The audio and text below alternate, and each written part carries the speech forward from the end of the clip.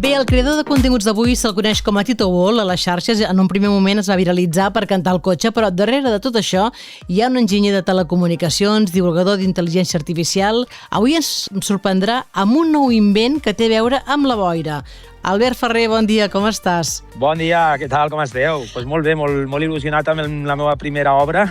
Li he donat forma, he fet una cosa amb molta il·lusió i amb moltes ganes i em sembla que transmet molt. Tu ets l'autor d'un vídeo, l'ha vist tothom jo aquest vídeo, que és com si fos la portada dels Simpsons i posava de lleidatans. Jo cada mes me gasto molts diners provant models d'intel·ligència artificial i volia provar un que el moviment de càmera fos fluid i que es veigués, que mantenia el context. I aleshores em va acudir que amb la intro del Simpson ho podia aconseguir. Jo sóc una persona que està molt orgullós tant de la terra de Ponent de Lleida com de la Pobla de Segur, que sóc originari d'allà.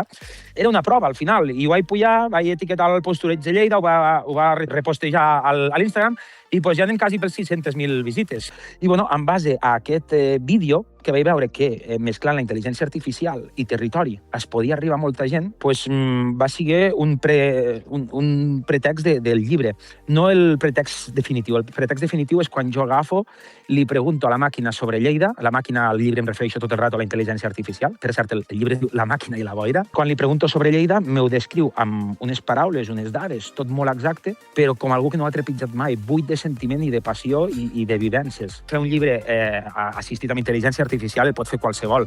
Un llibre que apassioni, que transmeti les vivències, com jo ho he fet, que és una conversa, és un diàleg amb la intel·ligència artificial i de cada 100 frases que m'ha donat, jo n'he tret 20 de bones. A part, al llibre jo dono la veu, el criteri, i decideixo jo cap a on va. La intel·ligència artificial l'únic que ha fet és donar-me l'estructura i les connexions perquè jo, narrativament, que no sóc escriptor, pogués transmetre d'una manera literària el que volia transmetre. I això és el que m'ha ajudat la intel·ligència artificial, també. Tu declares de forma rotunda que la IA té biaix de territori. La IA és centralista. Sí. Què passa? La intel·ligència artificial al final s'alimenta de lo que hi ha a internet, no? La majoria de contingut, la majoria d'informació se genera des de la part de Barcelona. Al llibre, ni molt menys parlo malament de Barcelona. Jo a Barcelona hi dic moltíssim, hi he viscut 8 anys. El que passa és que sí que parlo de lo que és la imatge de Barcelona com a Catalunya. I com la IA també neutralitza, jo soc del Pallars i allà diem natres, que és nosaltres. Dic fargar, que vol dir ficar-se la camisa per dintre el pantaló. Li dic coses així i la IA t'acaba neutralitzant i t'acaba tornant un català perfecte. S'ha de documentar i generar contingut.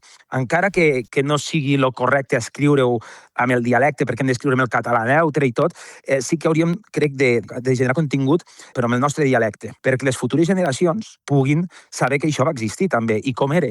És extrapolable a qualsevol territori, perquè al final Lleida és l'excusa, no? Però vull dir, qualsevol territori, perquè parla també de com se buida el poble, no? De la despoblació, com se va oblidant certes tradicions, se pot sentir identificat qualsevol territori.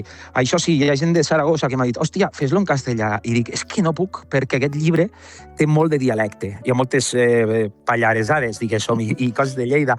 Per exemple, fico lo lago de Pobla, perquè no és el llac de Pobla, és lo lago de tota la vida, saps? És que sembla un barbarisme, sí, però de fet vaig estar mirant i lago no acaba de ser un barbarisme perquè és una paraula que simplement...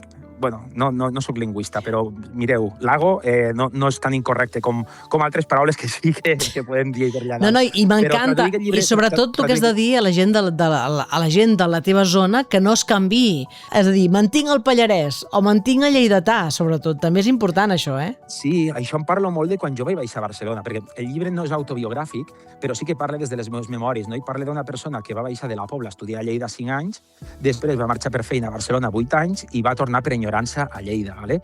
I aleshores aquí parlo molt de que jo dels 8 anys a Barcelona, així com molta gent del meu poble perd l'accent o quan vaig a Barcelona canvia la manera de parlar, jo sempre ho he mantingut perquè entenc la gent que li passi, no? Però jo, per mi, és com traicionar la veu interior de la meva mare, saps? I és l'últim que es perd, el teu accent és l'últim que es perd. Estem fent campanya sobre que les màquines han de parlar català, però aquest català ha d'anar més enllà, no? Perquè quin català parlaran les màquines? Estem una mica amb el mateix, no?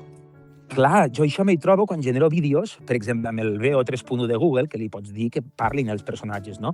I genero vídeos promocionals de pubs de Lleida o del que sigui, i me trobo amb que estan promocionant el pub amb barceloní, diguéssim.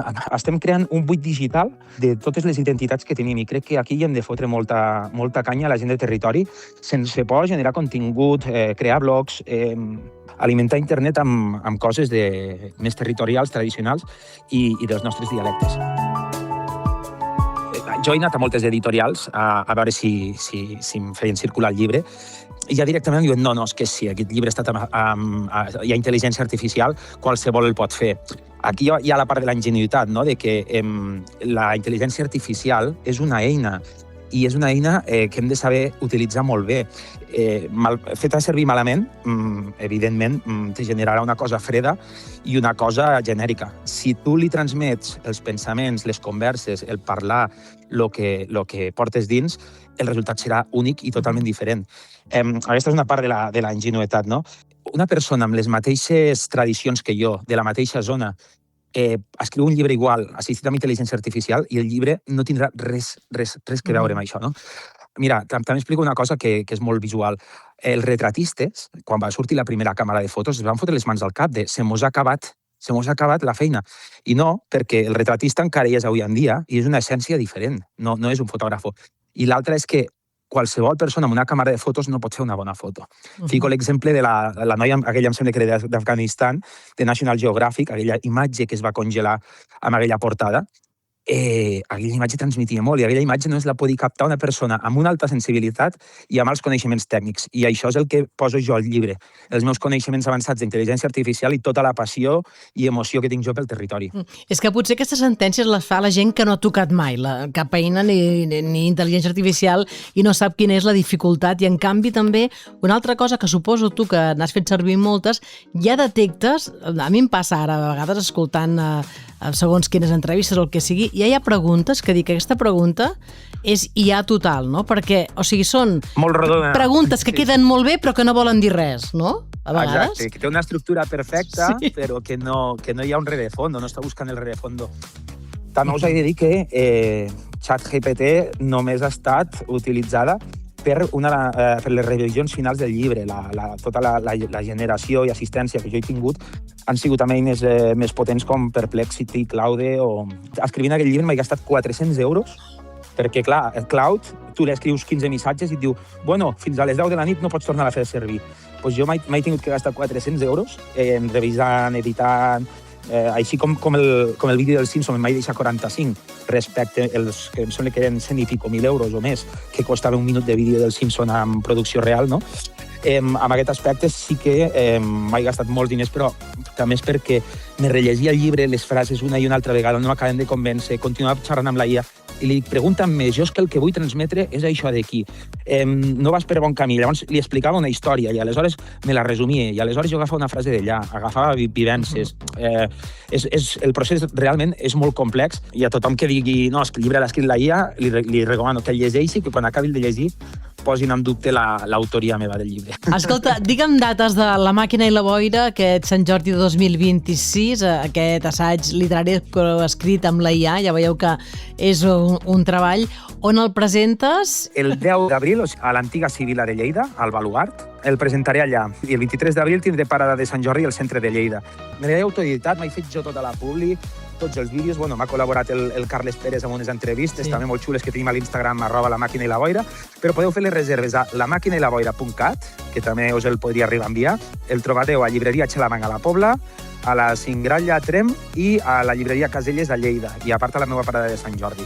Primera edició només té 300 unitats i jo sóc un tio optimista i conto vendre'ls. Si us quedeu sense, tranquils, que farem segona edició. La màquina i la boira, aquest assaig que us farà pensar molt, de l'Albert Ferrer. Anirem estant pendents de com va aquesta aventura. Sé que hi haurà molt debat, que hi haurà crítiques, és normalíssim. Sempre hi ha hagut por als canvis, va aparèixer la màquina d'escriure, va aparèixer el corrector de Word i ara tenim la intel·ligència artificial. Utilitzem amb responsabilitat, amb transparència i crec que no passa res. N'hem de parlar. Moltíssimes gràcies, Albert. Una abraçada. De res, una abraçada.